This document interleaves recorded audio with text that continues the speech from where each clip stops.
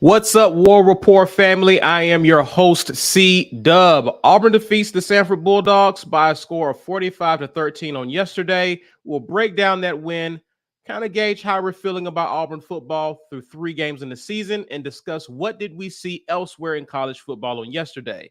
All that and more in the latest edition of the Weekend Tailgate. This is the Weekend Tailgate, brought to you by Golden Cast Iron. C-Dub,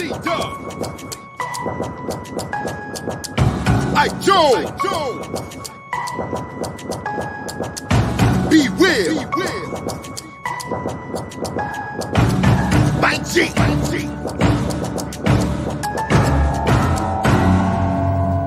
You are now listening to.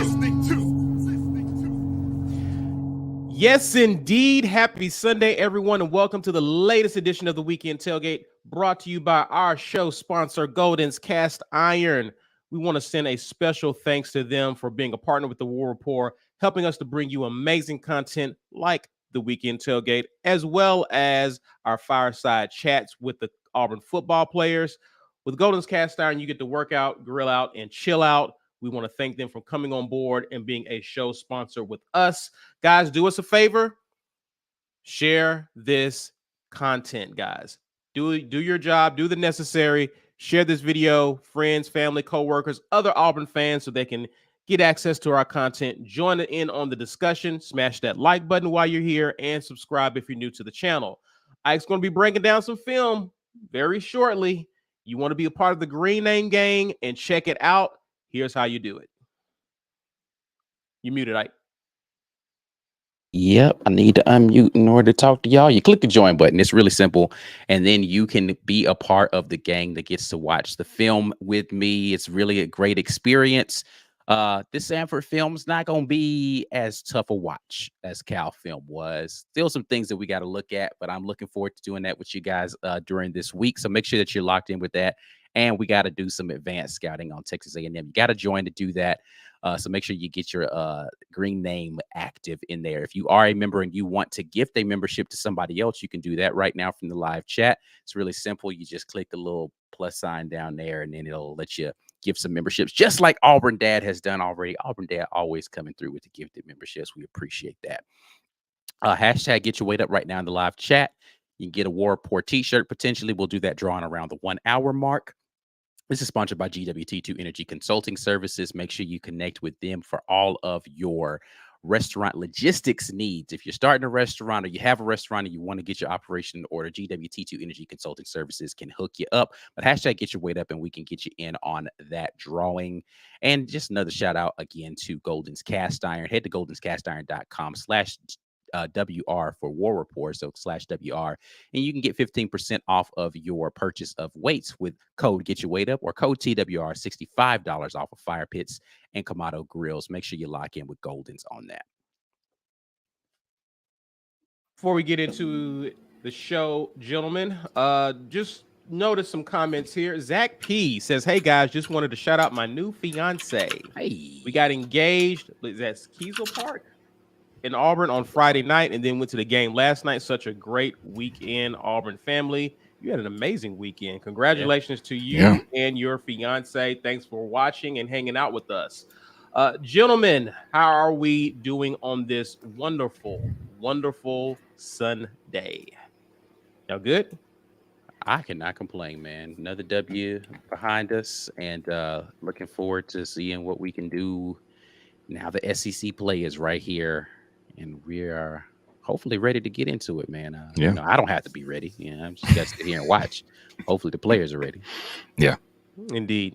Well, B and I was on the live yesterday. We gave a lot of our thoughts. I want to just start with you. You didn't get a chance to really give your assessment on what you observed yesterday. Obviously, Auburn pulled out a win as expected against Samford. This was considered to be a tune-up game of sorts. Let's start with the biggest story on yesterday was Peyton Thorne. Peyton Thorne went 24-32 for 282 yards, a touchdown, and 2 interceptions. What was your take on Peyton Thorne's performance yesterday from the booth? Yeah, first half uneven, right? The first half was uneven because the interceptions kind of colored that. It was clear, not just from what we saw, but what we heard from Coach Freeze afterwards, that the plan was we're going to go out here and throw it around. So I'm glad the rain held off. That allowed them to really get into some of that stuff that they wanted to be able to get into. Overall, I think Peyton Thorne had a good day, though. He made a lot of good decisions. He made some decisions that were questionable as well. And he still needs to work on some of the timing stuff with some of the receivers, as far as just like throwing to a spot or at a particular time before a guy's out of his break. He's still got to improve that. But Peyton Thorne had a good game yesterday by anybody's standard. I don't care who the competition is. I don't care. Like, yeah, maybe he doesn't, run for 40 yards on a particular run, but the decision to run is a good one that he made in a particular scenario. What receivers he went to, for the most part, were the receivers that he should have gone to based upon the coverage and the looks that he got, right? So this is the kind of operation I wanted to see out of our quarterback. I was hoping to see game 1 and 2 before we got here. Thankfully, it's here before SEC play. So looking forward to seeing how this continue. Hopefully they can build on this and continue to progress going forward. Peyton Thorne had an amazing day on the ground. And this is a comment that I want to kind of highlight here. Ed, I appreciate you being with us. We kind of pointed this out. There were some things that was concerning to me. Mike G said he was concerned about some of the things in the run game, but Ed pointed out that it actually got rid of it. I can't believe I just did that. But he talked about Samford being intent on trying to stop the run game. Actually, here it is right here. Samford was hell-bent on not allowing any runs in the A or B gap. Peyton Thorne had over 100 yards rushing via the C and D gap. Peyton Thorne was our leading rusher in the game. Were you surprised by not necessarily his ability to pull and run? He's shown the ability to do that, but the fact that he had some skates on him a little bit. We were surprised at some of his breakaway speed. Again, Samford, but I don't think we even expected that against even the Samford Bulldogs defense. Your thoughts on Peyton Thorne in terms of the running aspect of the game? Yeah, no, I mean, he definitely showed more athleticism. I think it surprised Samford, right? Like when he took off running, they was like, oh, wait a minute. I didn't think he could run that fast, right? Like it was more so, okay, if we force him to run, then we won that rep. And it was like, oh, wait, no, he's going a little bit faster and further than I anticipated him doing when he made, like, I think that was the strategy for them was, yes, if we're going to come downhill, crash on the run, and we're going to try to, they wanted to sit on the underneath routes so that we were only getting small, dink and dunk. They wanted to make us work the ball methodically down the field. When Peyton Thorne gets added to your run game, it makes you, and this is the same thing I've always said of why Robbie Ashford becomes dangerous for the run game specifically, is that when he's in the game, and it showed when he got in the game, when he's in the game, if you're going to make the quarterback keep, that's not usually a win for your offense when Robbie Ashford's back there. It's usually a win for your offense when Peyton Thorne's back there. He won a lot in those scenarios. So credit to him for deciding, actually Coach Freeze talked about this in the post game, that they worked on some stuff at halftime. They changed some things up at how they wanted to block that based upon how Samford was addressing it. God, man, it feels so good that I can come in here and I can talk about halftime adjustments for the first time in a while. And I can say, this looked different in the second half. They saw what a team was doing and they addressed it in this way. And this was the result of it. Like, listen, all of your halftime adjustments aren't going to work, but by God, make them. If what you're doing in the first half is not working, the answer is not go do it better. Yes, you can go and do it better, but look, address some of this stuff and say, okay, this is how we're going to attack what they're giving us. It feels really good to be able to say that when we're coming back and recapping a game, that they made adjustments and those adjustments worked. Hugh Freeze met with the media, and I'll get both of you guys' thoughts on it. He was asked about the passing game. Starting with the Cal game where we only threw the ball 17 times. In this game alone, we threw it a total of 36 times in this game. Was that the plan? And Hugh Freeze basically talked about the fact that actually we were actually reading the defense. And a lot of the passes that were made was based off the fact that what Samford was showing them defensively. The read was to throw the ball. And so that's why you saw a lot of passes early in the game, especially the first drives, because Samford, to Ed's point, was clearly trying to take away the run in those aspects. And it allowed Peyton Thorne to get those reps in throwing the ball. Is that what you saw? I know you got to go back and watch the film more, but what did you see in terms of Peyton Thorne and how he was reading the defense? Much better in this game. Definitely he was taking advantage of what the defense was. And this is all I've ever asked for any quarterback to do, but specifically in an offense that I know has an answer for however the defense is going to line up is, what is the defense telling you to do in this scenario? Then let's go do that. So a lot of what you saw early was, to the point that we've already made, the defense aligned in a particular way. And hey, listen, I saw that on film. When I watched Samford play the previous week, I was like, oh, we're going to have opportunities to do this. We're going to have opportunities to do this just because they're playing that, 3-3-5 defense. And when you're in this personnel grouping, this is how they like to attack it with the 4-man or the 5-man front. So that means your opportunities are going to be in these places. Hey, man, the guys that get paid way more money than me saw the same thing. So, yeah, smart football. I like it.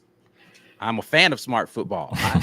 I like to sit down and watch smart football be played and people going out there doing things that'll get paid millions of dollars to be smart, telling young men who are way better athletes than me to go do smart things. I really enjoy that as a fan of Auburn, that we did that. Yeah, congratulations.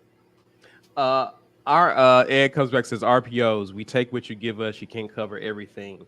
B, does this make you feel better about the offense? Just seeing, this is one of the things that kind of frustrated us against Cal, was that it didn't appear as though we were seeing the defense or seeing the field properly in our execution of the offense. And we were just running into a brick wall. Literally, it seemed to at times with what we were doing last week. This week, seems like we saw the field a lot better. The offense was more, even when we were struggling to get on the board early in the game, we were still moving the ball. Right. So does it make you feel better about the guys settling into what the coaches are asking them to do when they line up? Yes. It does make me feel better. I think we're about a game behind schedule, and that worries me. That's really my worry. Like I expected the struggle that we saw early in the Samford game to be the early struggle that we saw in the Cal game, except we didn't turn the ball over, and so we got these reps in. We were making the right reads on the RPO, and even if we did turn the ball over once or twice, it was okay. You made that mistake. Coaches come and correct you. You correct yourself. Now we're moving in the second half of the Cal game. We run away from them, similar to what we did in this game, except it didn't end like that. And now we're probably halfway through tuning up, but we got to hit the road for SEC play. And I don't know if Texas A&M's defense is good or not. I think that's still TBD. But you have to be pleased with the progress, and not just the progress of the wide receivers. More wide receivers played. All the wide receivers look good, honestly, and that's before. A bunch of wide receivers played, bro. Yeah, they did. Yeah. And that's before the film watch. I'm sure we'll see. Maybe we won't see any loafing this time on the film watch. At least not as much of it, hopefully. But the number of wide receivers that got in the game, them looking sure-handed. I didn't see nearly as much confusion, misreads between QB. And honestly, I think we were having some of this where with Peyton Thorne, it was, I need to make sure I hold on to my spot. I think I can make that throw. No. Let me get these yards to get down. Cool. Look at that.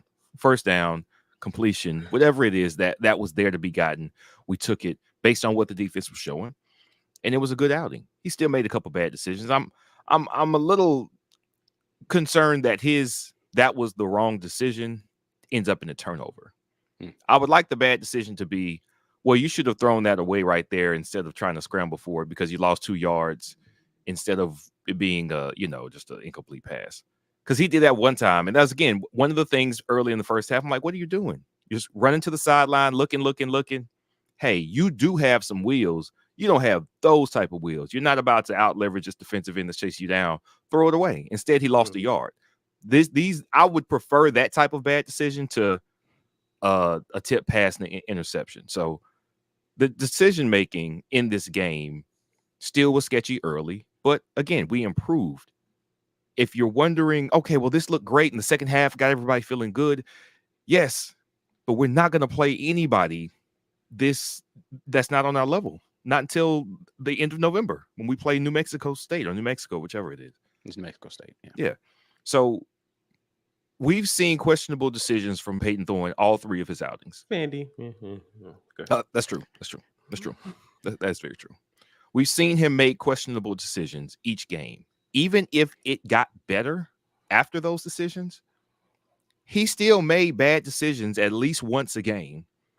And now I'm worried that what if this is just the type of player he is? And to Ike's point, he said he watched plenty of Peyton Thorne film. Hey, man, he bounces back. He's going to get better. He's going to clean it up. He's going to feel the moment, and then he's going to rise to the occasion. We can't. I don't think we're well equipped enough to dig ourselves out of a hole against the teams that we're about to start playing. And that's now my concern. I do think he has what it takes to run the offense. I've seen the beginnings of that rhythm of the chemistry building, and that's incredibly encouraging. Can Hugh Freeze legislate the mistakes out of this guy is now the question I'll have going forward. Okay. And again, I know Hugh Freeze only me and B, I told B I didn't like the first pick he threw. Even though Hugh Freeze argued it could have been caught, probably should have been caught by Shane Hooks. It hit the receiver. Yeah. I didn't like the throw. I don't think it was. I mean, ultimately, he made something out of it where it could have been a big play. But yeah, usually in situations like that, you just want to throw the ball away. Like you're outside the pocket and he was throwing it into a crowd of people and it got there. But it's one of those, it got there, but I don't know if that was the best decision to try to make it get there. Yeah, the analogy I give is like early in Steph's career. Steph would pull up and I'd be like, why is he? Oh, like it's a bad shot, but he made it. You know what I'm saying? And so I felt like it would have been one of those things had he got a score out of that throw. I didn't like the problem is that if it works, it reinforces a bad habit. And it's if you can't do that 9 times out of 10, then let's take a field goal and 100%. Yeah. 100%. It's almost like I'm glad in a way, in hindsight, because it was Samford, I'm glad that happened so that in College Station, you definitely throw that away. Right. You definitely don't try that. So yeah, it's those things that I'm hoping they go to and watch the film today and really make the adjustments in those moments. But other than that, I was very pleased with our RPO offense. Ike, let me ask you this. B, I mentioned this to B yesterday. I was concerned in short yardage situations. Again, I know that Samford had a goal to really make us beat them throwing the ball. They were trying to take away our running backs. Obviously, they know Auburn has good running backs, and they were determined to not let them beat us. Does that make you concerned that we got in 3rd and short, 4th and short, and couldn't get a yard at times? Is that concerning to you, or is it just the game plan that Samford have? What's your feelings about that? I mean, I don't know that you can't look at last night and not be concerned that our run game wasn't able to do more, because this is one thing that we talked about. We wanted to see them throw the ball because we wanted to see it. But at the end of the day, we should be able to just run the ball how we want to. And Samford was like, nah, we ain't having none of that run stuff, bro. Like, I can do whatever. You can have whatever else you want to. Quarterback runs, short passing game. You can even throw some stuff over the top. You're not running the football. And they held true to that. They were just like, no, none of this. And we never were able to impose our will on it. Again, I'm glad that we didn't try to force it. Like, that's the thing that frustrated me, I think, about the Cal game, is that we were trying to force it in some situation. And it's like, that's not, Cal's not, they're selling out against the run. Stop trying to do this, right? But against Cal, we were able to, at some points in the game, break off long runs. We just never were able to do that against Samford. So my point in all of this is that I don't know if that's a cautionary tale for the future, because I've seen them do it against Power 5 competition, right? So not to say that Cal is, but if we're comparing Samford and Cal from a skill level, from overall, just ability of athletes top to bottom, Cal has better athletes, right? And we were able to do it against Cal, right? So I don't really know what to make of the run game against Samford, because it's just like, well, we just last week, y'all were able to run the ball. This week, you're not able to run the ball. Like, not that we ran the ball great against Cal, but you saw runs that went for, double digits, and it wasn't a quarterback run. So it's just it was weird. I think that sometimes when you come in with a particular focus, it sometimes makes you lose focus on this other thing. I think they worked so much on saying, we're going to get the ball out here, we're going to pass, and we're going to block this up, we're going to, that maybe they didn't come in as focused on the run game as they needed to be. So we'll see how it moves forward.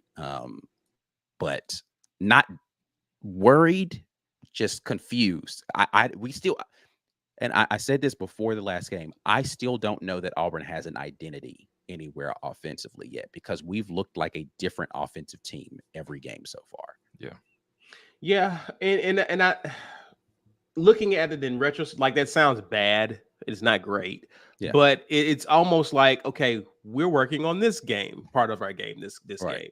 We're working on this week. We're cleaning this up this week. And so if you're able to put it together week by week, I think the identity will take shape with all the moving pieces in the new offense. What I don't want to see is it's week 6 and we're still working on throwing the ball. It's week 5 and we're still, you know what I mean? We're still trying to clean up things game by game, individually, aspects of our game, instead of an execution here or a bad decision here. I don't want to see that. I want to see us begin to start putting some things together starting next week against Texas A&M. How would you assess the performance overall? Again, a lot of people ate in this game. Jay Fair had 7 catches. Hugh Freeze, I should have known Hugh Freeze could be a stat guy, but he was told about Peyton Thorne being 18 yards shy, and he was like, dang it. He would have tried to give him that. But how would you assess the overall performance of the offense? Again, we haven't even talked about Robbie Ashford, who threw for a touchdown and ran for a score. But how would you assess overall, from play calling, execution? What would you, if you had to give a grade, what would you grade this offense yesterday? I'd give it a B. I think yesterday was a B plus. Just because, because the run was so poor, I'm gonna say a solid B. I won't even go plus on that. And the turnovers were, as far as the stat sheet's gonna be concerned, you're gonna have 2 interceptions and a muffed punt as turnovers. That's not really offense, so I guess I won't put that one on the offense, the muffed punt. But the turnover on downs essentially is a turnover, right? Like, where you're not getting it on 4th down. So, B. I might even actually go B- now that I'm thinking. I'm talking myself further down the scale here, based on the fact that the run game didn't look impressive. The execution on some plays was not great. We forced it a couple of times and caused turnovers. The red zone offense, people can be upset about, the red zone Robbie stuff. He's good in the red zone, man. Like, he makes, in the red zone, vertical is not how you win. You have to stretch horizontally, and he makes teams play sideline to sideline very differently.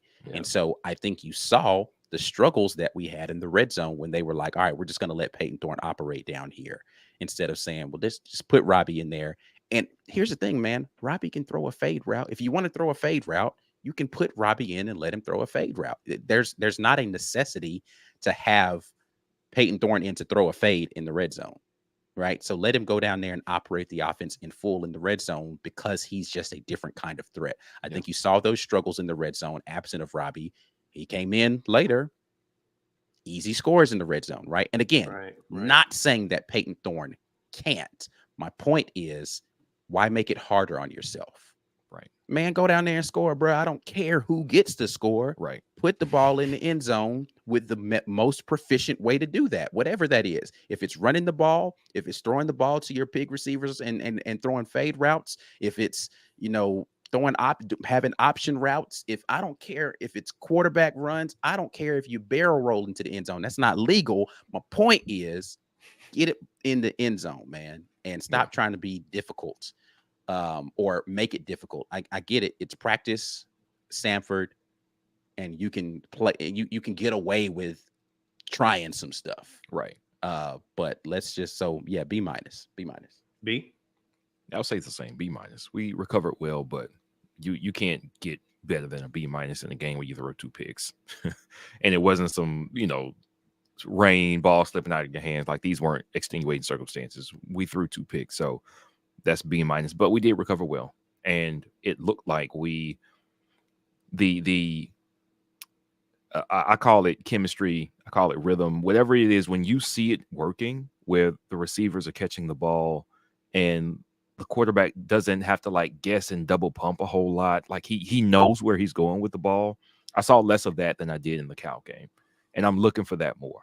I'm looking for the read being the correct read and the quarterback not being shy about pulling the trigger and going ahead and throwing the ball. And when he does throw the ball, it looks like, oh, I see why you made that throw. That makes a lot of sense. That was the right read. We get a large play, accuracy. When Peyton Thorne got in rhythm, his accuracy was really good. I think that was once he's going, his accuracy is really good.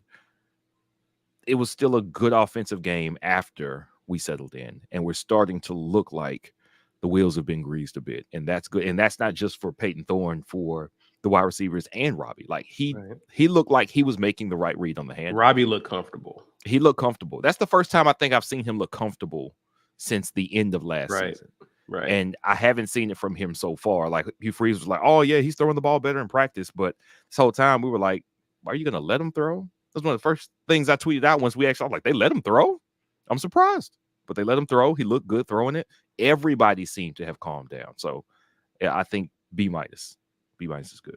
Yeah, I would say B minus as well on this. I wasn't mad. I know a lot of people were angry when we got into the red zone on the goal line and we started throwing the ball. Again, this is a team that it's one of those things to where the execution almost justifies the play call to an extent, right?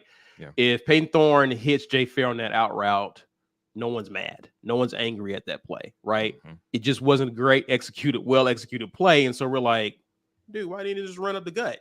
We're right there. And so with them working on passing in the red zone, I wasn't mad at the decision. But again, there were some things that they go back and watch the film on, they can clean up. There are opportunities to come away with points that from an execution standpoint, we just didn't do. Right. And so these are things that I'm hoping that they clean up going into SEC play. But I wasn't mad at a lot of the play calls. That really wasn't the topic of conversation in this game. Obviously, Samford was overmatched. I agree, B, throwing 2 picks takes your grade down. It wasn't going to cost us in a game of this magnitude, even though moving forward, you're playing A&M, Georgia, LSU. It could cost you turning the ball over in that way. So I will say B minus there. There were a lot of things that we were concerned about going into this game. Was not a concern in this game. So that was encouraging to see, and I'm hoping that they build off of this performance. So I will definitely go B minus. I'm in agreement with you guys fully there. Let's grab some comments, guys, before we get to the break. Zach Hedrick, just become a new member of the fam. Hey. Welcome.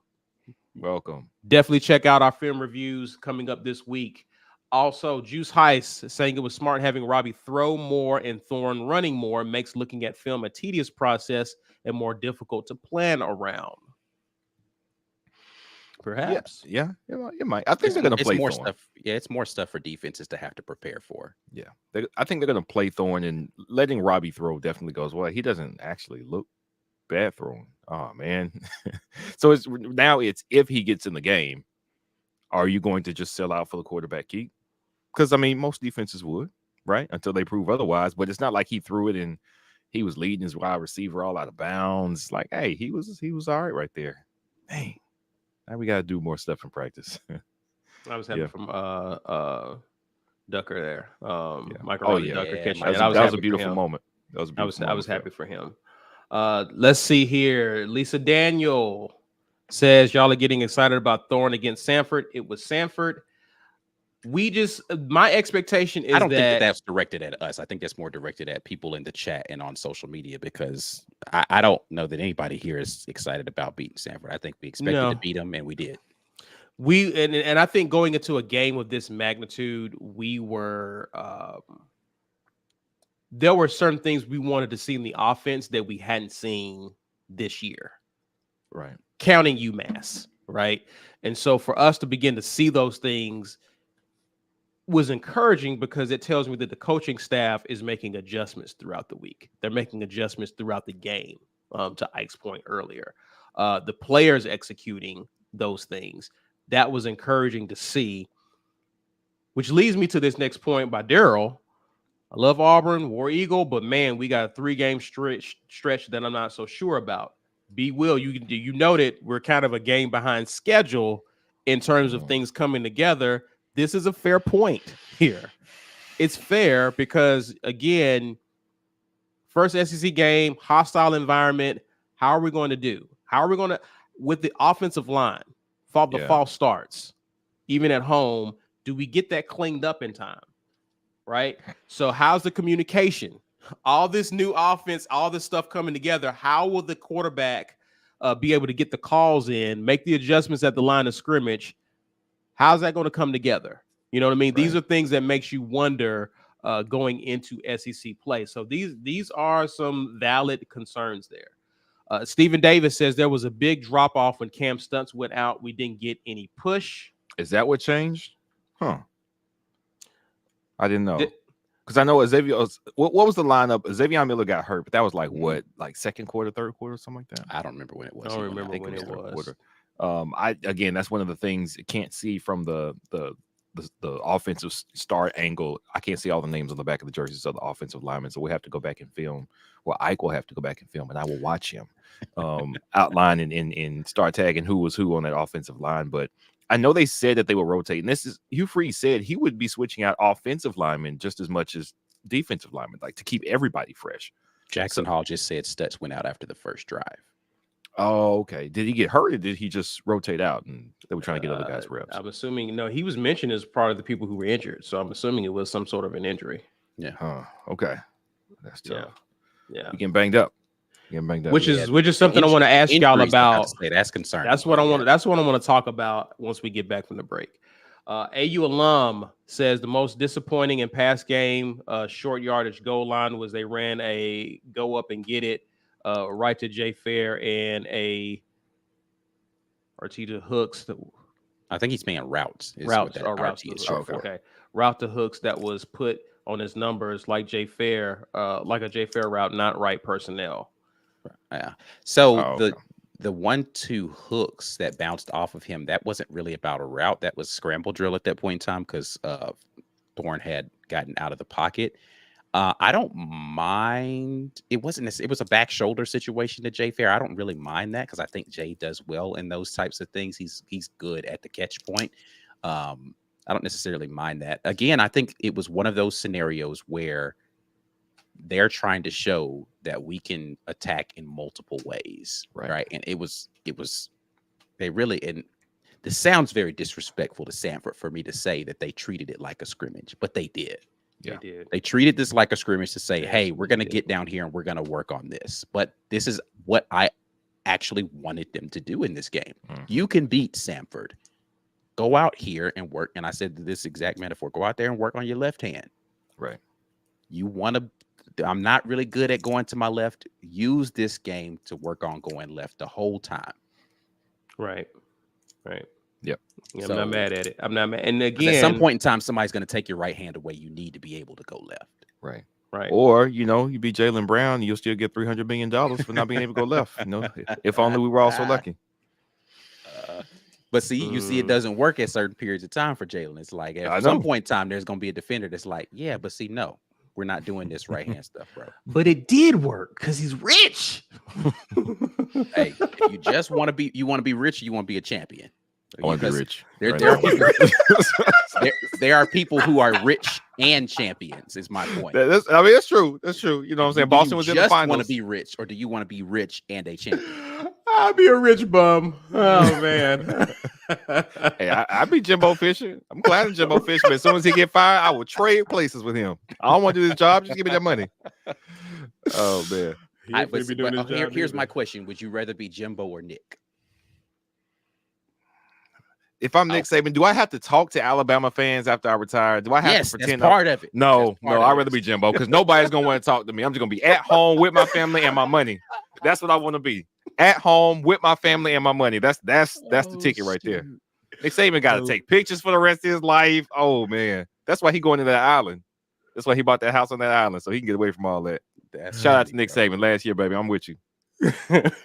Ed Darby says, Ike, I would consider the out routes last night really run plays. They count as passes, but are really long handoffs. That's exactly. It supplements the run game, which is why I'm not necessarily down on the run game in general. I'm okay with the fact that we're like, all right, cool. They want to sell out against the run. That means that if everybody's here between the tackles, that means there's not enough people out here.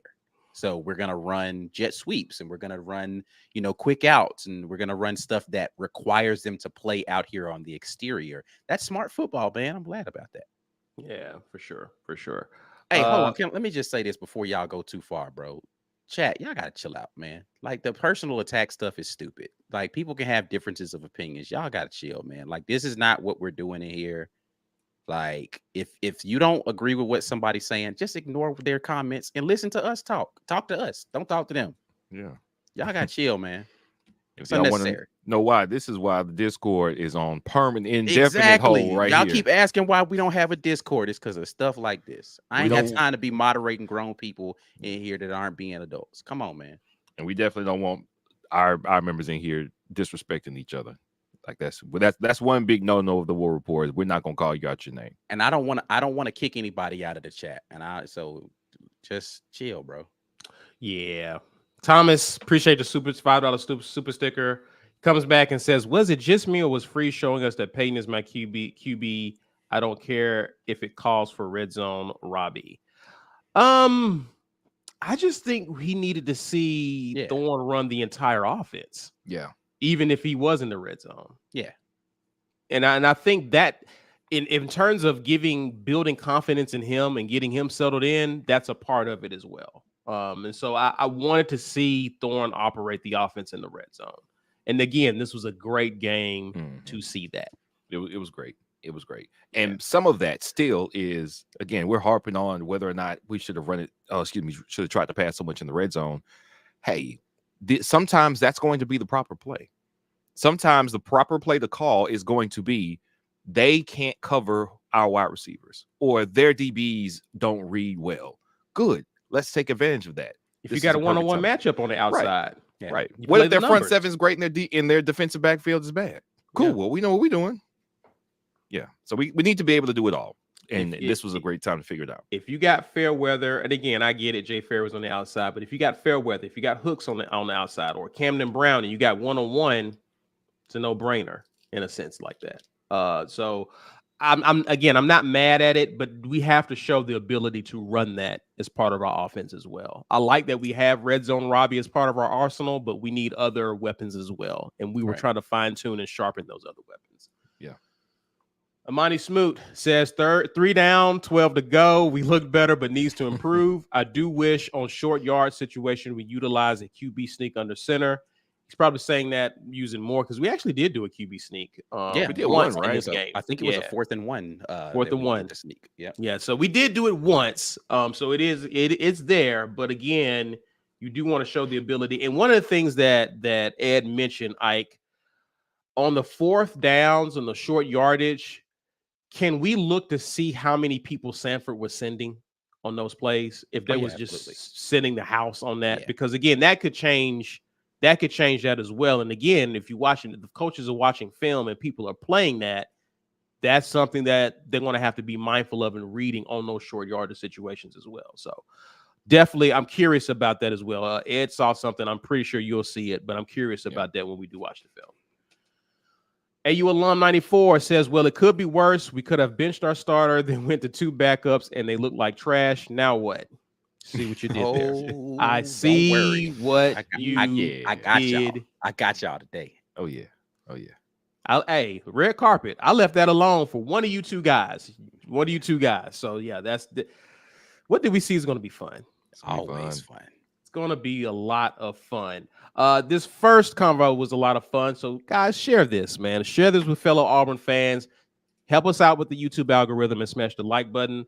And if you just so happen to find us, subscribe to our channel. We just went over 11K. We appreciate you guys for your support.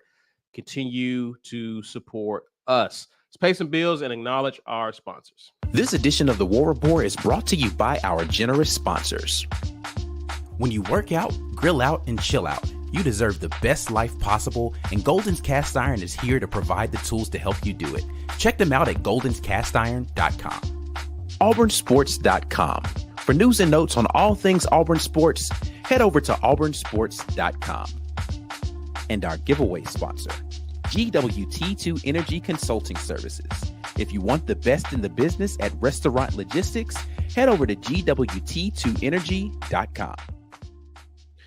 Thank you to the sponsors of the War Report. Thank you to those of you who are members of the War Report. We appreciate it. If you want to become a member, click that join button right now. And we got great stuff for you guys. A lot of stuff behind that paywall, mostly film reviews right now, but we will have more things. And of course, our halftime reaction show is members only. You guys can get that. And we're doing ticket giveaways for our patrons. So we appreciate you guys. And hopefully you're enjoying the perks of your membership. If you are not a member, and maybe some member wants to gift a membership to you, that can happen right now from the live chat. Thank you to Auburn Dad, Brian Hancher, and Jazzy Joe, all for gifting memberships during this live. We appreciate that very much. You get a free month of membership on them.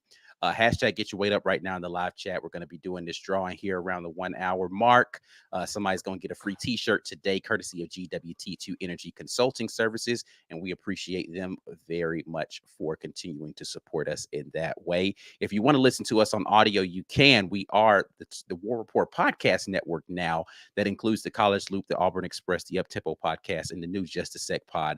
You guys can listen to a lot of your favorite content in audio version there, and also get some different voices there with the network. So make sure that you guys lock in with any of those podcasts. Go ahead and subscribe to all of those. And then again, of course, shout out to Golden's Cast Iron for being the sponsor of the War Report. You see the codes right there. Get your weight up for 15% off of the weights, and TWR for $65 off of Kamado Grills and Fire Pits. Gentlemen, question. You already alluded to it, Ike. These injuries are starting to pile up. Luke Deal went out for injury. We talked about Cam Stutz. We talked about Too Tall going down. DK did not play. He did not dress out. Nehemiah Pritchett has not dressed out. We losses in linebacker position. We're starting to get a little skimpy in certain key areas. Your concerns about that? Some guys I expect will suit up for Texas A&M, but how concerning is this becoming in terms of injuries for this football team?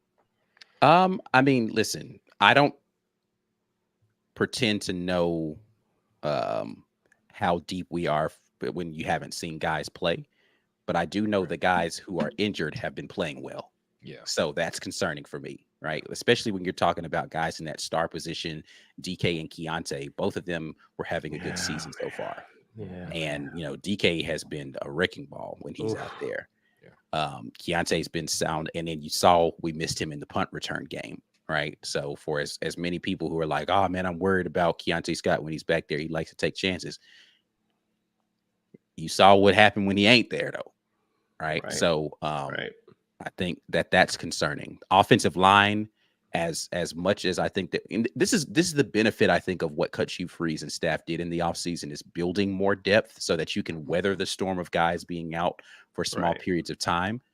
But yeah, it's not a good feeling going into going into the most physical portion of your season already banged up.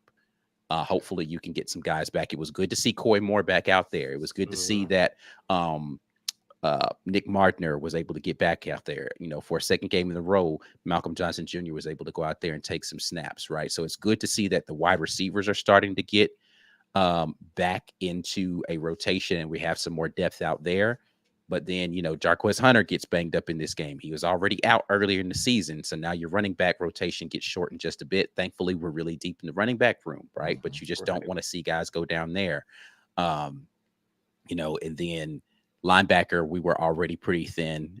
Thankfully, I didn't see any additional injuries from the linebacker room at this game. But, you want to see yourself. You want to see your guys be healthy going into the tough stretch of the season, and we're not there right now. Like you kind of are hoping that you get through the more cupcake portion of your season injury free, so that you have a full battery of people to be able to throw against this very tough gauntlet that's going to be coming up.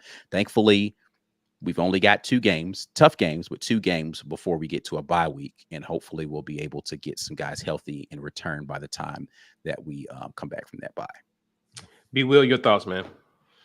It's extremely concerning. I'm less concerned about DK. If it was a concussion, then hopefully the symptoms have abated. They say it usually takes a couple weeks. So, and there was even optimism about him playing this week. But I agree with the idea. You hold him out. You don't need him. Don't risk his brain. give it the time to heal. Get him out there when you really need him. So, Keontae is concerning. Keontae Scott is concerning. Not just because of what you miss on punt coverage, but also he is a very good cornerback. He knows how to cover it. He does more than one thing. He's a slot corner, he's outside corner, and he's even safety depending on the play. We need him out there. That was part of the experience, that this battery of DJ James and Keontae Scott and DK and even Puckett. I thought Puckett actually played really well yesterday. I saw him flash on quite a few plays. Mm-hmm. That experience back there is why we had confidence saying we've got the best defensive backfield in the SEC. Yeah. I don't. You DK and Keontae Scott, we are not being out. We're not the best defensive backfield in the SEC anymore. Keontae Scott hurts because it you're losing basically, and they mentioned this with the receiver DB from Colorado. You're losing players. You're losing 2 players essentially, and so obviously we know what value he brings to our secondary, but I expect there's going to be a lot of punting next week when we play A&M. What do we do with that if Keontae Scott doesn't dress out? Right, that is an exploited vulnerability potentially for us, and so you have to replace 2 areas of production on your team when you have a guy who does the things that Keontae Scott does. He worries me more than other people, and I like DK. DK has been one of the dogs of our defense. Yeah. But we're just asking him to be a dog on defense. We're not asking him to do other things elsewhere. Yeah. So that concerns me, and I'm hoping these guys can come along throughout the week and really improve. Yeah. I also love to everybody's giving love to Simp. Yes, Simp is balling. Simp is balling out of his mind. For sure. And I'm glad he's back there holding us down as well. He is whoever moved him over to safety, they made that young man some money. They made that young man because he can still be a corner on whatever play. And that's the advantage of having guys that can do some of everything. If I need you to rotate and be a corner on this play, you can do it. You played corner for high school and however many years in college too. We've got a lot of value back there in the versatility. So, but yes, what we've lost, the pieces that we've lost are 2 experienced, versatile pieces. And that concerns me. I don't know how many of those guys we're going to get back for SEC play. Studs on the offensive line. This is something I'll be paying more attention to as we get into the film review. How do we look with Stutz in? How do we look with Stutz not in? And what are the pieces that they mixed up trying to find a suitable replacement for Stutz on the inside at guard? I don't know, because if we're saying, man, the inside run didn't look great. Is that when we start seeing Muskrat? I know he got credited with some snaps. Mm-hmm. He did. Jaden Muskrat did come in. I don't know where. I think Muskrat actually might have been playing tackle. Again, it's from the booth. I'm definitely not looking at what offensive linemen are in at a particular play. So I'll definitely have to go back and see this on film to be able to give you. I think it's going to be hard to do a comparative analysis between how we look with Stutz versus how we did in the run game, because we didn't run very much on that first drive. Right. But what the combinations of people were and who was playing where is something that we can definitely take a look at. For sure. Eugene Asante was kind of quiet in this game, but different type of offense. They wasn't running the ball, trying to run the ball down our throat. Didn't give him a lot of opportunities to really show out. But who did show out on this Auburn defense yesterday was, well, to me, I think he had a good game, even though he didn't record a lot of stats, was Marcus Harris. Yeah. I thought he did really good up front for our defensive line. I saw Caleb Wooden flying around a good bit in this game. So I think he was the one that was coming in and playing the star position a little bit when after Keontae went out. Yeah, so he was flying around a good bit. Nixon was flying around a good bit. So it was good to see some of these new faces. I think Kayan Lee is still playing very well out there. Oh, yeah. I'm very pleased with him. So again, thoughts on this defense and just what you've seen in them so far. You played a team in Cal that likes to run the ball, to a team that Samford, I mean, they like to throw it. How do you feel about at least this first team defense in terms of what they're able to do? I mean, I'm going to say grades on this. Or what are we doing? Well, not grades, just how are we feeling about this defense going into SEC play? Gotcha. It will depend on what type of opponent we're facing, honestly, because I think if all you can do is run the ball, then we're going to be fine. If you have quarterbacks that you don't trust to throw it or trust to make a good decision, I think we're going to be great, because when that's the situation Cal was in. I mean, they were just lunch meat back there. Didn't really trust them to throw it. They had to scramble. If you're just going to have to operate from the line of scrimmage and run, well, we're going to get you.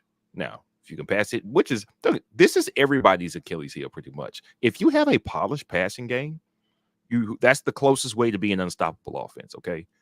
The best passing game we probably ever seen in the SEC, LSU 2019. Their running game wasn't that good. Their offensive line wasn't that good.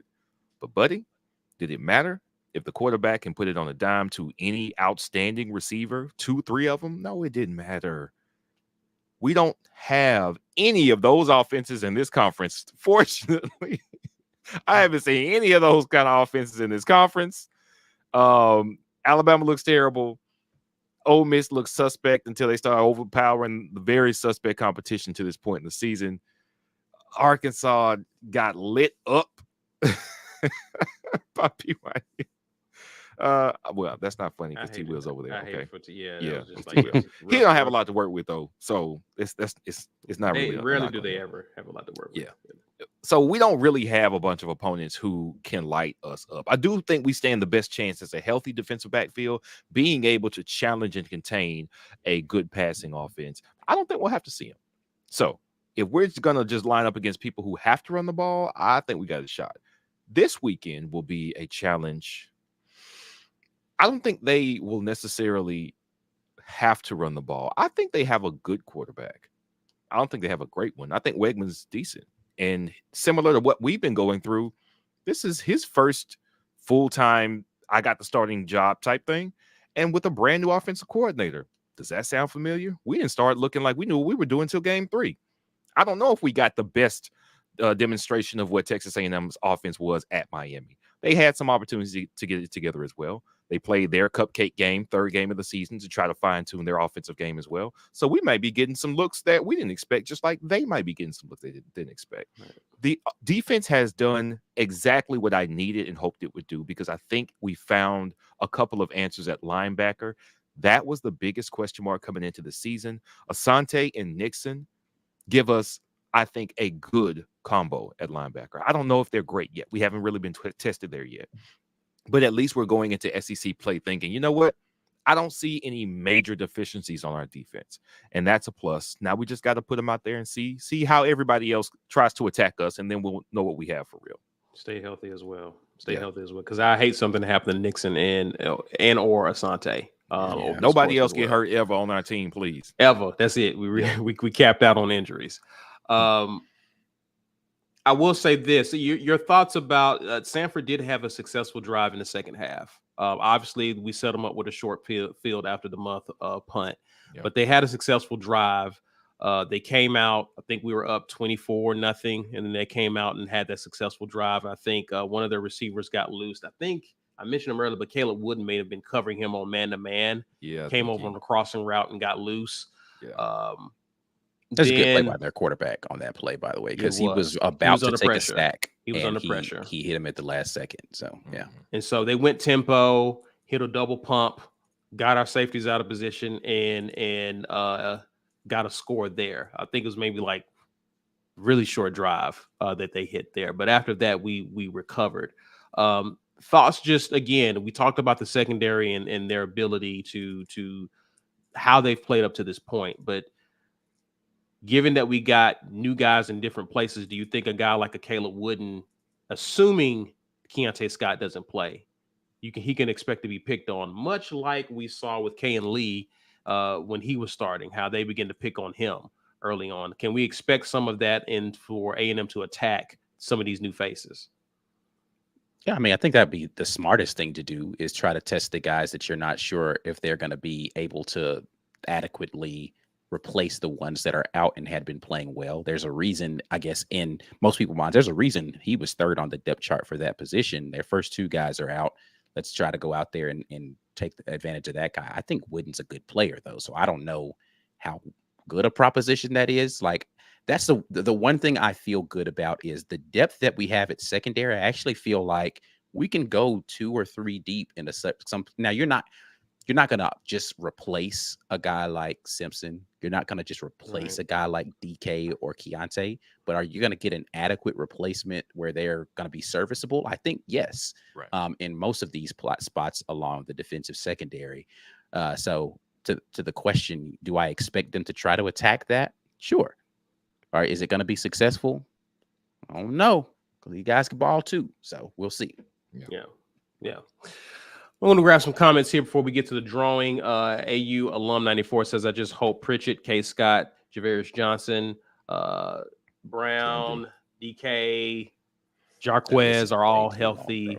Come that Saturday. List is way too long, bro. Yeah, I know. Come Saturday. Dang, we seem dinged up. Ain't no seem about it. We are dinged up for sure. I'm hoping that we can get at least some of those guys, half of those guys back. Patrick McCormick, also, how can folks say the running game wasn't successful because the running backs didn't eat? It's a read. Unless the read is for the back, yards are going to come from the QB. That's true. The running game was successful. That's a good point. We're talking about the lack of production from the running backs between tackles mostly. And to Ed Darby's point, there was certain gaps where Samford said, nah, it's not going to go. So that's fair. Peyton Thorne made the right read, which is why he made those runs and he got those yards on the ground. That's fair. That's true. And I think because you're looking at who the opponent is, you're expecting everything to work when our offense is predicated on pick your poison. And so I just think that has to be, kind of a mental shift there. The offense worked. It's just they determined what they were willing to die by Peyton Thorne, pretty much. And they died by Peyton Thorne. All right. Jazzy Joe says, appreciate the super chats. Did y'all see how happy Robbie looked the entire game? He was having fun every time the camera passed his way. I love it. Man, Robbie loves football, bro. Like, at the end of the day, Robbie Ashford loves football. He loves playing football, and he likes winning. Absolutely. Now, does he want to be playing more? Who wouldn't? There's not a person on that team that is playing at any position that's saying to themselves, man, I want to be out there playing right now. But you are ecstatic that you're winning. Now, is that surprising to me? Nah, man.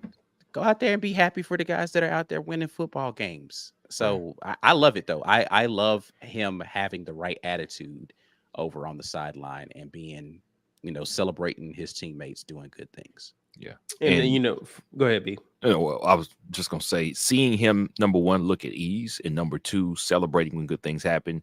When he got in the game, he looked more relaxed, again, than I've seen him in a long time. So I'm not sure how they talk. I'm sure Hugh Freeze talks to the quarterbacks about what the game plan is and what's going to happen. Robbie seems at peace with it, even if it's not what he wants to be doing right now. Yes, he would love to get some real opportunities to get out there as a starter. Everybody on any roster that's a quarterback wants to go out there and play and be the starter and be the guy and run the show.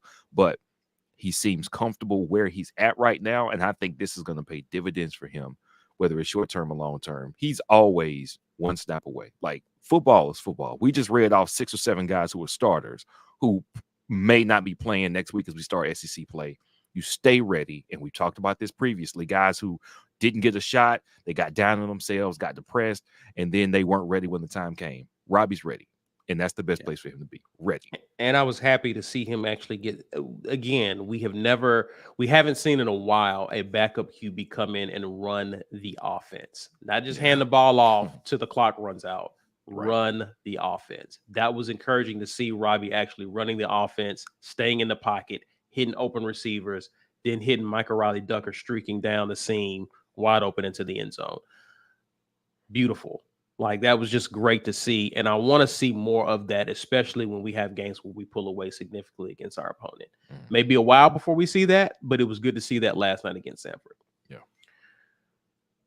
All right. We're at the halfway point. Just a friendly reminder, we are giving away this shirt courtesy of GWT2 Energy Consulting Services. Ike's ready to draw. Let's draw. Yep. Only 60K interest today. People ain't, they like, man, I don't never win. I'm not out of 478 people. Hey, listen, somebody got to win it. And B Mays 2006 is who is the one today. Let us know if you're here, B Mays. Drop a comment. We'll be looking out for you, good sir. Grab some more comments here.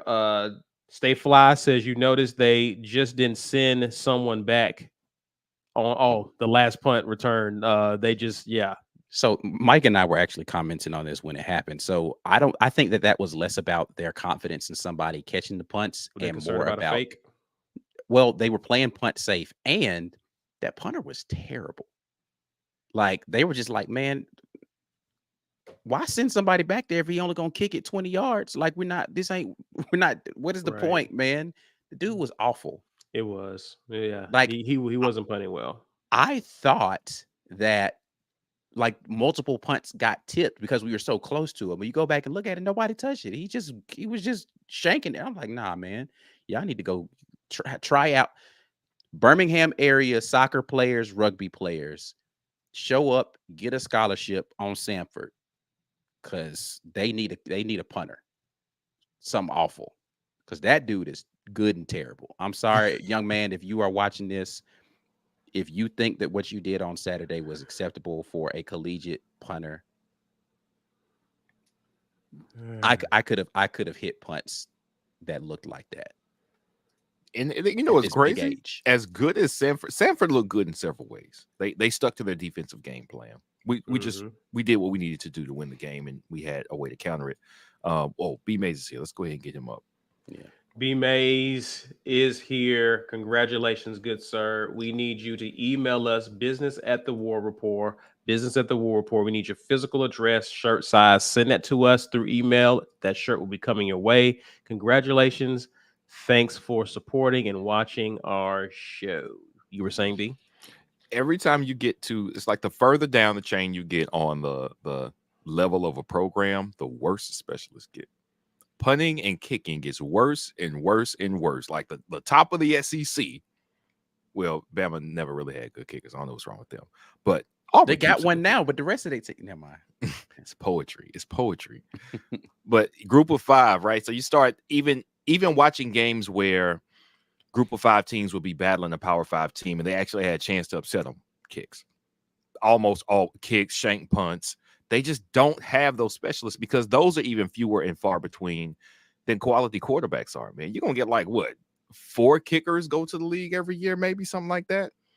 It's hard out here. So, yeah, you can get a guy that can line up and hit 30, but 40, 50, a punter who can net punt 40 plus, you ain't got him, man. So if you're on FCS level, you really ain't getting them in this.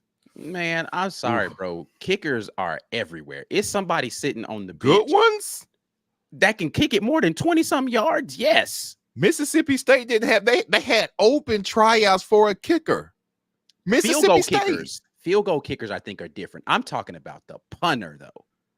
You have to be able to aim it, though. Man, I can't do it. I can't do it.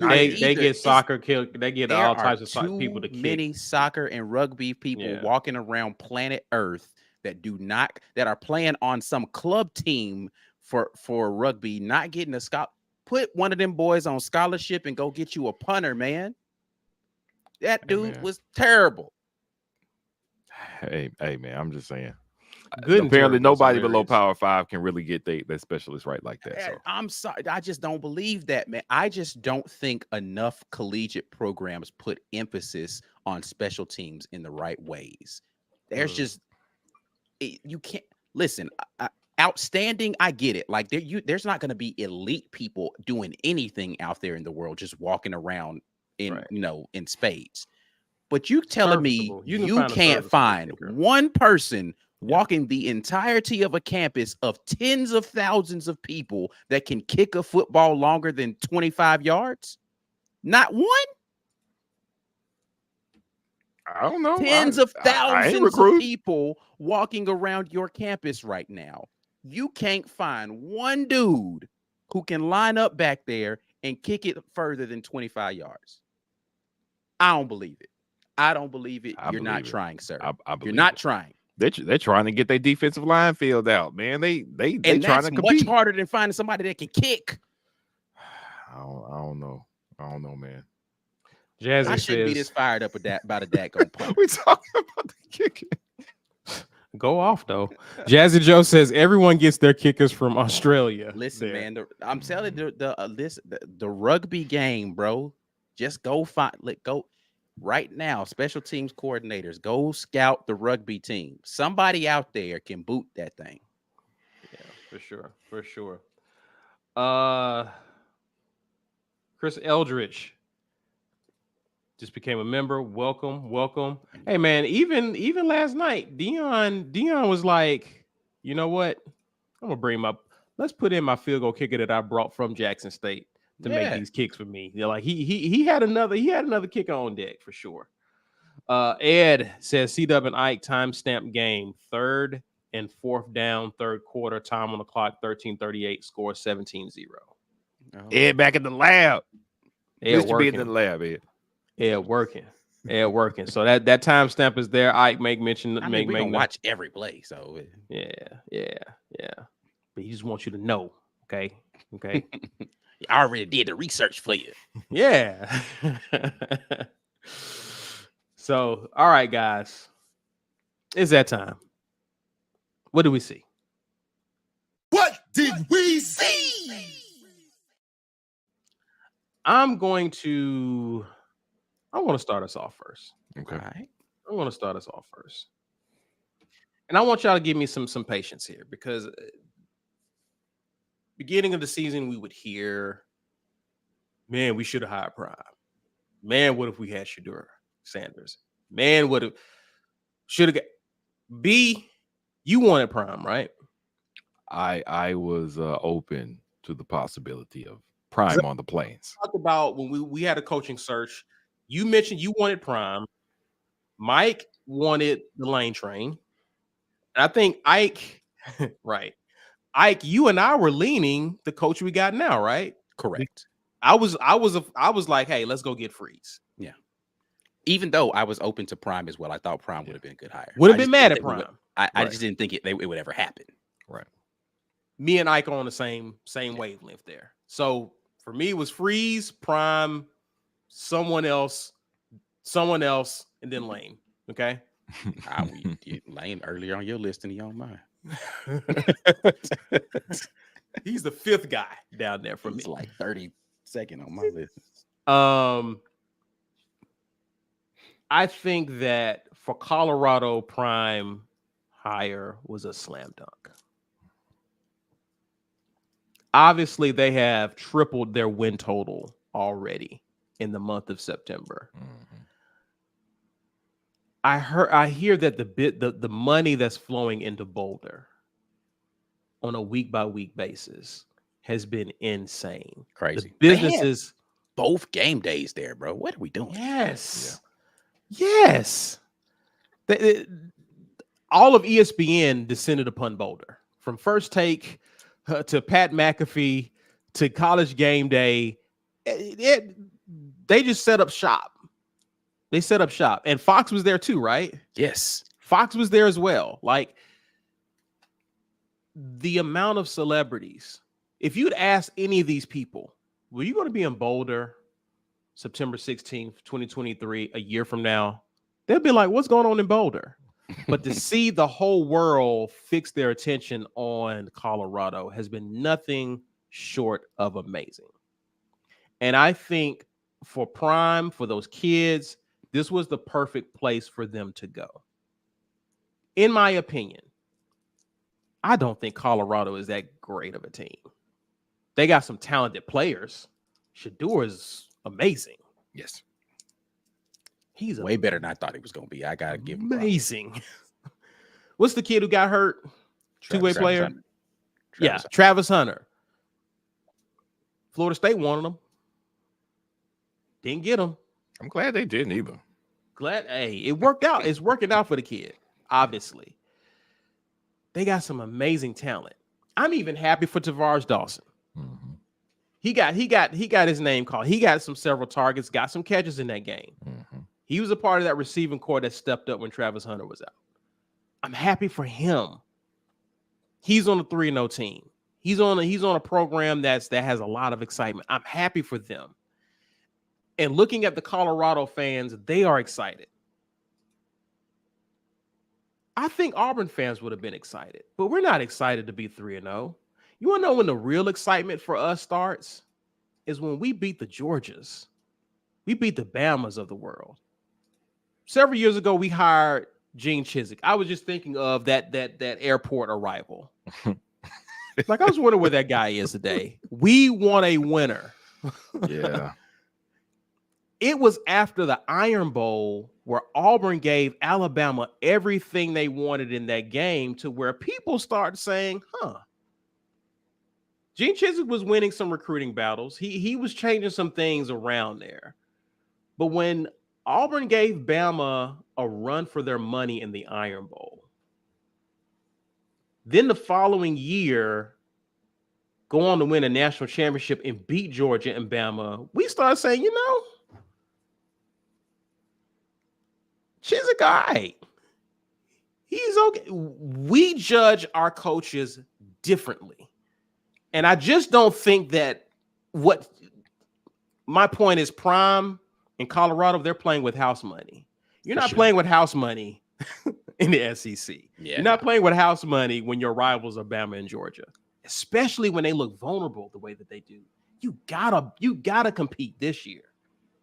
You gotta compete. You gotta show something. They're coming in the Jordan-Hare Stadium, and they don't look as dominant as they have in past years. Mm-hmm. Being 3-0 is great, but even a lot of Auburn fans, even some of us in the comments have alluded, I'm still concerned. And we're 3-0. We got the same record Colorado does, but if you ask Colorado fans how they feeling, right, top of the world, baby. Yeah, top of the world. Playing with house money. It just means more in our conference. And I think for Dion to test his waters at Colorado was a perfect pairing for both people. Because Dion doesn't have to win the Pac-12. Right. He's already won in many people's eyes. He's doing well there and will continue to bring in talent and upgrade the talent there. Mm-hmm. Coming to a place like Auburn, you better know what you're doing. And with a guy like Hugh Freeze who understands this conference because he's competed in it, he's beat some of the best on Saturdays in this conference, you need someone who knows that it's a 12-game season in this conference. And while I'm happy for Prime, I'm really happy that he's at Colorado. Not saying he couldn't do well at Auburn. He probably could set it ablaze. We'll never know. Right. I just know that Auburn fans have a different expectation than Colorado fans, which means this job is a lot more difficult than what you're being asked to do at Boulder.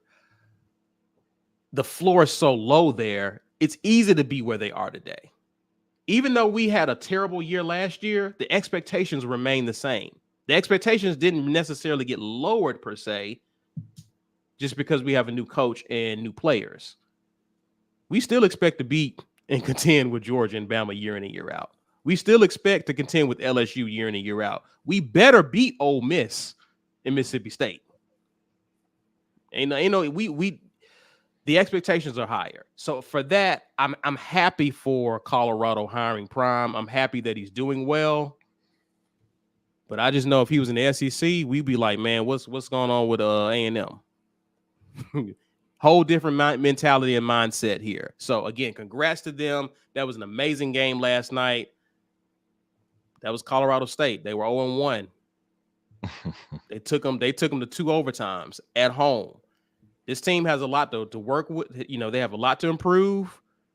We would be panicking if we were in Auburn playing that game. Yeah. We'd be panicking.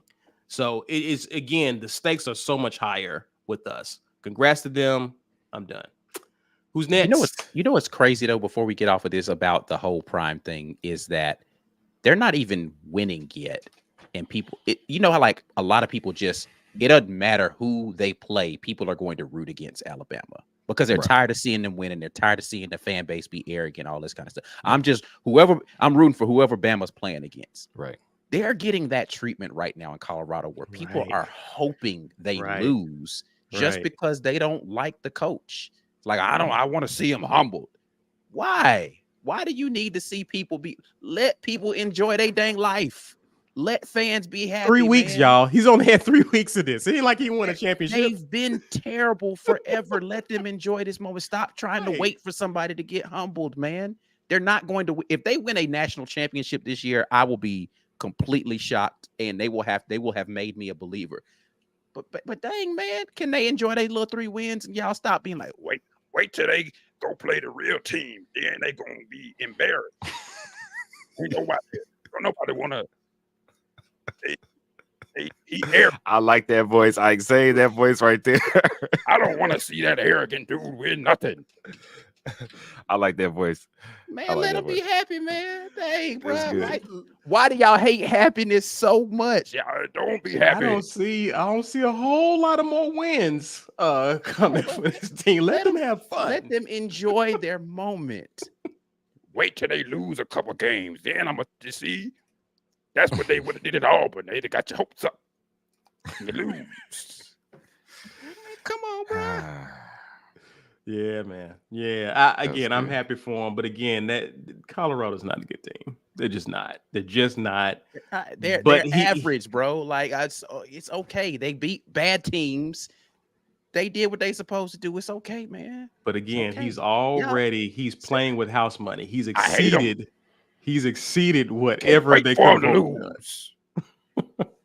I'm gonna laugh at all of y'all that was excited about him winning. How dare you celebrate wins? What? Yeah, man, celebrate all your wins, all of them. You might never get another one. You don't never know. You never know. This might be your last game. Celebrate. You never everybody. Know. You never Let know. Again, people have fun. Stop crapping on everybody's fun, man. All I'm saying is I've been in Auburn. I'm an Auburn alum, been an Auburn fan for a long time. I know us really well. We wouldn't be impressed. Man.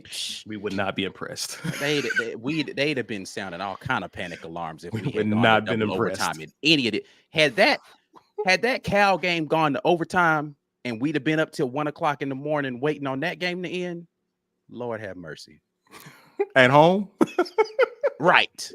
Lord have mercy. Now it's different because Colorado State is more of a rivalry, right? In-state type of situation. You know what I'm saying? It's different, but Lord have mercy. We wouldn't have stormed the field. No chance. But that's what I'm saying. But that's the difference in the expectation. Different. They've been bad. It's different for so long. Absolutely. Any bit of happiness, they're like, yes. Is this?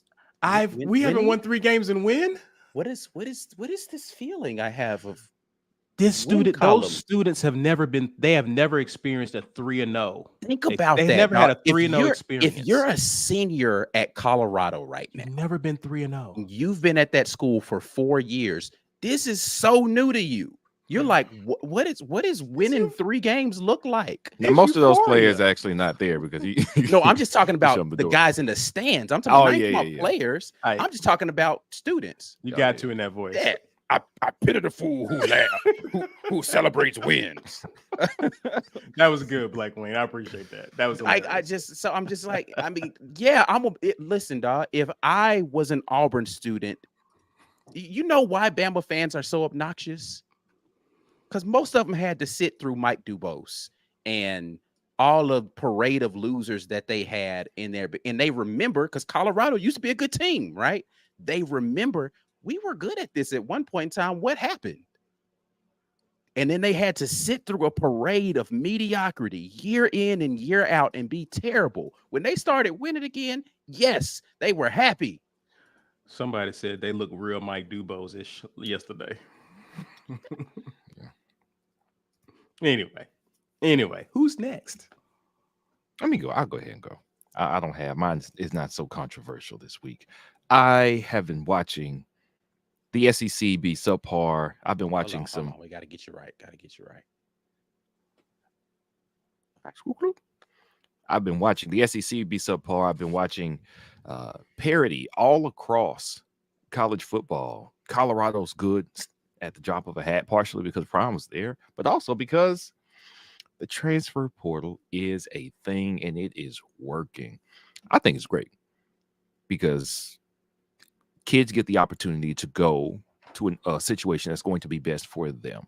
A lot of people will point to NIL and say, hey, it's NIL. They're going for money.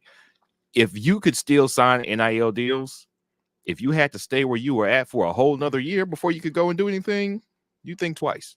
That year wait is what kept some people in place before they could go and play another place. Right now, we're seeing people go, and even if they aren't going to be world beaters elsewhere, we got to look at what's happening here. Alabama can't just stack 3 classes worth of 5 stars on the back burner and say, wait your turn. You get 1 year of eligibility and kill it, and you're off to the NFL. That's not happening anymore. Their cupboards are emptying, and they're left with, honestly, 4- and 5-star players that are underperforming, and they look worse for it because the transfer portal is a real thing. The same thing with, Georgia has mostly dodged it because Kirby's got the new age trying to build the dynasty. They're one exception. Ohio State let a national championship winning quarterback and Heisman winner leave because he could. Because he didn't want to wait for his opportunity. He left. He had the opportunity to leave, play, be great somewhere else. Justin Fields got the opportunity to leave, play. Now, I think that was like the other rules or whatever. It wasn't like the no more waiting thing. But the option to transfer helps great teams. It doesn't really help them too much. It helps good teams be great. Because if you thought you were I just need to get on the field and prove myself. Okay, well, I got an opening right here. Okay, well, I'm going to go over there. It helped Joey Gatewood have a 7-year career. It helped a lot of group of 5 schools get the opportunity to go, you know what? I'm a really good coach. I need a couple of players, though, just 1 or 2 players to show that I'm a good coach. Because if we can get just 1 or 2 good players to fill in these gaps, I think I can have a really good program. That's possible with the transfer portal. Kids can go somewhere and be the best player on that team, get that tape that you need so you can get to the NFL. Players are realizing now, even if there was no NIL, the NFL will find you wherever you are. The NFL will find you wherever you are. You got to get on the field, buddy. You got to play, and you got to play well wherever you're at. If you can do that, you can get to the next level. The transfer portal is allowing that to happen. Coaches can't hoard talent anymore with all these promises of what you'll do for me. Hey, well, you know, my last 5 guys went to the league. Yeah, but 2 guys from this FCS program went to the league last year. Why do I have to sit here and do nothing? Let me go somewhere who actually wants to play me. The transfer portal is doing I don't want to say what it was designed to do because it was just designed to let people get out of one situation into another one. But I think the benefit is phenomenal. Colorado doesn't happen unless Dion can bring a great quarterback with him to Boulder. Right. It does not happen unless the quarterback that is his son comes to Boulder with him. Even if he had Travis Hunter, you got to have a pitch man because they are not great defensively. They're very good offensively because they have the quarterback. I don't even think they haven't really run the ball well. I don't know what this looks like without Shedeur. Like this, I don't even know if they've won 2 games. Like they may have won 1 game, maybe. I don't know because Nebraska was really that bad. Yeah. The transfer portal allows this to happen. It's a good thing. What it's going to emphasize now is the coaches who can sell the program, keep their promises, and keep their word will do a better job of keeping those players in place, and they will have sustained success. If you're going to have a terrible culture, A&M, kind of Ole Miss, people going to be out of there, man. They're not standing around for that.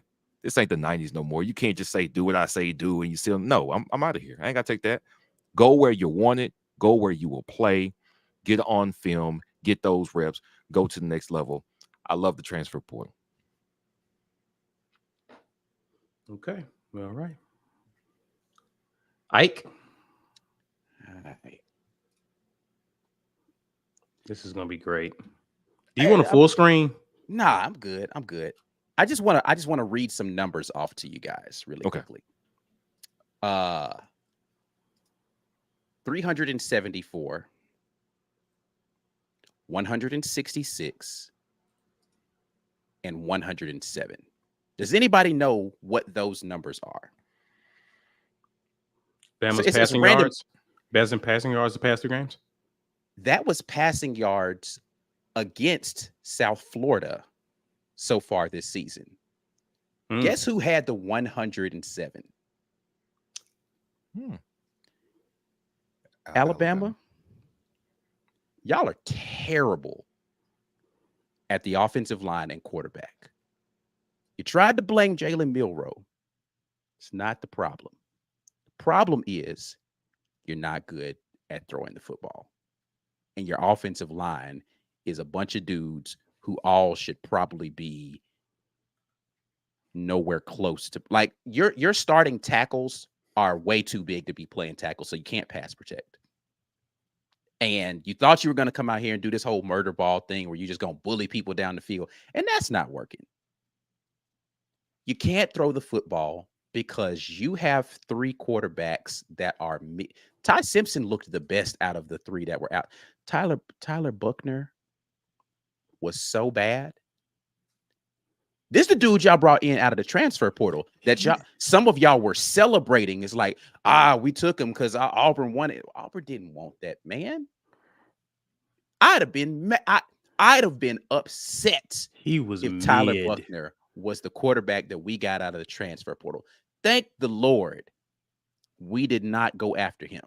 He is mid. Bama has had the worst passing performance against South Florida to date this season.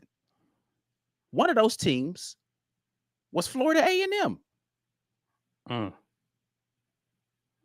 Y'all cannot play quarterback this season. Maybe it'll get better. Maybe y'all will find. But I tell you this, the problem wasn't the dude that you thought the problem was. Jalen Milroe was not the issue with your offense. Yes, he still needs some polish. Yes, he still needs some work. He's still probably better than the other. There's a reason he won the starting job. Those other two dudes ain't it. They ain't it, man. Yeah. I watched Tyler Buckner 3-hop a pass to somebody. That pass was so terrible on this out. I was like, did they just recruit Tim Tebow's arm? They didn't recruit the rest of his body, just his arm to come and throw the football at Bama. It was so terrible. I was like, what is this? I don't know what was worse, Bama's quarterbacks or Samford's punter. Terrible. I don't understand how you have had all of this success and all these quarterbacks in the league, and y'all have 3 absolute duds sitting back there right now. How, Alabama? How is it possible that you have your pick of all these recruits, and these are the dudes that y'all got? You picked them out of the choices you had. Those are the guys you picked. They didn't force them on you. They're not walk-ons. You chose this somehow. I won't even put now Reese went and brought Buckner with him. I'll put that one on him. But Milroe, Simpson, they was there before he got there. That's not on him. Y'all picked him and was bragging about how good. There was an article that said Alabama had the best quarterback room in the country after Tyler Buckner transferred there. Where, sir? Where? Oh, you got to show me that article. You got to show me that article. Someone explain yourself right now. Twitter needs to see this. How you felt they have the best. Maybe it wasn't the country. Maybe it was the SEC. It doesn't matter. Don't matter. Wrong. Where? The quarterback room's terrible. Oh, the culture needs this article. The offensive line, terrible. Murder ball is back in Bama. Yes, you're murdering your fans. You're killing all the hope of everybody in Tuscaloosa. They're sad. That's what you're murdering. That murder ball, man, that took me down. That was I don't know what I'm watching. This is not Alabama football. We can't lose to this team, y'all. Listen. Hear me clearly. We can't lose to a Bama team that's this bad. We can't. I don't care how bad we look for the rest of this season. I will not abide by losing to a team that looks this terrible in their quarterback room. They are awful. Graham Mertz is a better quarterback than any of the three dudes Bama has trotted out this far in this season. He did look good yesterday. Graham Mertz. And Graham Mertz is as mid can be. He is Goldilocks would pick Graham Mertz. He's that mid. I like that one too. I don't understand. Not at Bama, man. Come on, man. I don't even like y'all, and I need y'all to do better than this. I don't.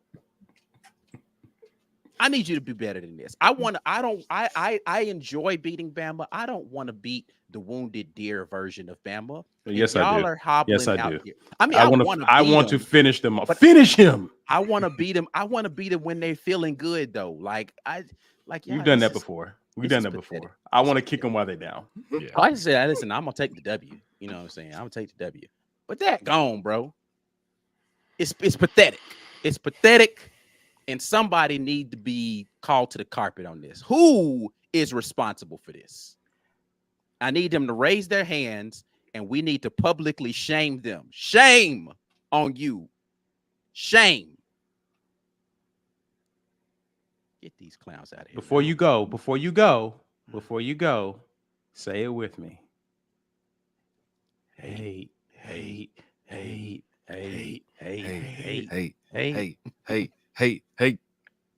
Yeah. This is great. Trash quarterbacks, man. This is wonderful. This has been a great Sunday. Hey, terrible. Dog, did you see the quarterbacks play though? Seriously. No, I don't watch that. So, I mean, I had it on the multi-view screen. Shout out to YouTube TV.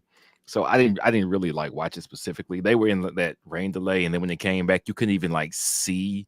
They didn't have good shots of the field and in the multi-view, so it was real little. I was like, I'm not finna strain my eyes trying to watch it.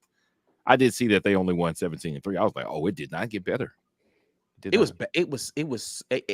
was painful watching them try to operate at quarterback. It was after all of that talk about, man, Milroe is the man. Come on, all of those boys are bad. Now Ty Simpson did finally complete a pass downfield to his tight end of all people. Tyler Buckner, though, that's what y'all got out the transfer portal? Really?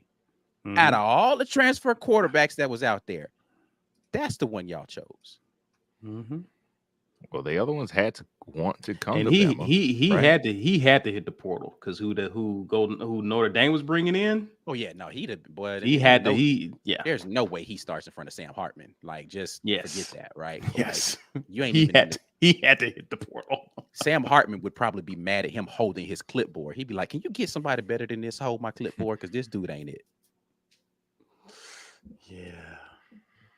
Sorry. It's about time. We've been waiting as a fan base. I want to say waiting. I'm like you, Ike. I enjoyed beating Bama when they knew they were going to win. Like the kick six. But the kick six was special, not just because we beat Bama, not just because we were 3-9 the previous year. It was because they thought, no way we lose. Y'all are losers. We just beat y'all 30 8-0 or whatever it was last year. Yeah. We stopped a legendary thing from happening. There has never been a three-peat in college. Well, not in the modern era. The ones back from 1948 when they were just claiming them because they wanted them. Those don't count. He had a chance to three-peat. We stopped the three-peat. He lost the bowl game after, supposedly because all the players were so upset that they didn't get to go. They lost to Oklahoma. They were all embarrassed. It was great. we just stood in the way of some good things happening for them when they expected. That year, the same group chat, by the way, it was very quiet in there yesterday. Of course. They weren't talking at all. Of course. They used to do this thing after winning in 09 and 11 and 12. They ordered their SEC championship game tickets in August for the end of the season. Mm-hmm. He was so mad. He was like, I can't believe it. I got to sell these tickets into an Auburn fan. Yes, that's right. They are worthless to you. Because you stepped out there, you just knew y'all was gonna be in that game, didn't it? Oh man, that's what made it so Playboy, let me get them tickets up out of you, folks. that's what made it so great. It's because they expected to win. Right. And like I enjoy beating them either way, but it tastes a little sweeter when you thought you was gonna win and it doesn't happen. Yeah. I think y'all forget, man, when we were in college, though, like during the fear of the thumb and the 6 in a row. No, I'm just saying, do you remember how dejected they were? Yeah, every year. Just beat it, like it was just like yeah. Who's a little brother now? But I'm just saying though, bro, like here's an L, here's an L. The utter destruction of 6 in a row is different, right? But like man, you can't tell me 2010 didn't feel just different. that ripped their heart out. It did. Now they weren't going to go to the SEC championship game, but still in Tuscaloosa, yeah, y'all was winning the game. That one hurt. That one you can't tell me that one hurt. 2017 didn't feel a little sweeter. You can't tell me 2019 didn't feel 2019. Now I get it. They had the backup quarterback. They still thought they was gonna come in there and mop us in 2019, bro. Mm-hmm. Yeah. For 3.5 quarters, 2021 felt really good too. It did. Yeah. Because we were not good that year. We were average, most average of average. For sure. It just feels different when they come in with all they little, bravado and like, man, they ain't got no chin. Yeah. That's why if we mess around and beat Georgia this year. If we mess around and beat Georgia this year, I might toilet paper my own house. They're gonna think somebody play. Yeah, there ain't no pranks, boy. We just out here celebrating, baby. All right. Jazzy Joe, appreciate it. He says, preach C. Appreciate the $20 super chat. Perry Unlikely says, Prime would have done great at Auburn, but long-term, it's hard for me to think he'd stay. Freeze was easily the best short and long-term option. This is one of my concerns as well with Prime as well, Perry. That's a great point.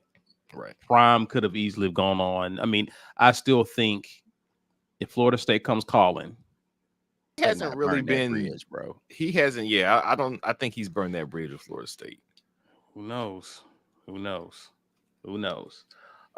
Their coach is doing well, by the way. So I think that ship is kind of sailed for the. We'll see. We'll see. That was a close game to Boston College. My point is, I thought he was going to be on the hot seat this year, and he's not. Too. Yeah. Still could happen. There's still time. Transfer portal. And their QB came from the transfer portal. The best wide receivers, defensive linemen, transfer portal. We'll see. It's working. We'll see. But my thing is, we'll see. We'll just see. Kelly just became a new member. Welcome, Kelly, to the family. Lisa Wise says Bama should do what the late, great Mike Leach did, hold open tryouts for quarterback. They got to do something, man. No, they don't. No, they don't. They can just stay right here. I mean, they can just continue to be terrible. That's true. Yeah. They don't have to do nothing. Brian Mosley. Brian Mosley says, I love B. Will's finish them energy. Yeah, we got to just kick them while they're down. Kick them in the back. and in the teeth. Auburn Dad for Life says, I pray we're fully healthy by the Iron Bowl. Myself, same. I pray we're healthy by this week. Goodness gracious. Yeah. Something. All right, tell the people how they can get access to the film review that you will be doing tomorrow as well as later this week. Yeah, you can hop on board this membership train, hit the join button, and we will get into breaking down film. I will spend most of my evening and tomorrow morning trying to get that ready for you guys. If you are a member, you can gift a membership to somebody else. Again, we appreciate those who have gifted memberships during this show.